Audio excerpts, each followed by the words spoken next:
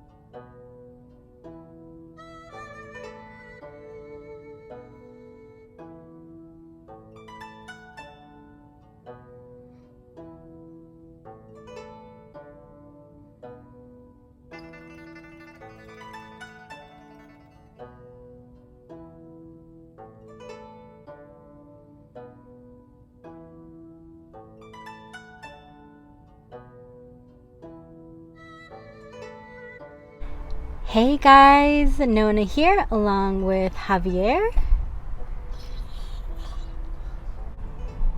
And taking off is just what we've done here. From the mountain we've departed, and now we'll be bringing you our productions on the road after a very busy summer. The next two movements are soaring and landing, which we will also be doing out here in the real world along with the bird set. We'll also be bringing to you more in-depth instructions on how to regulate yourself during those first two movements we've already introduced, birds flapping and bird gazing. Stay tuned and we'll see you soon.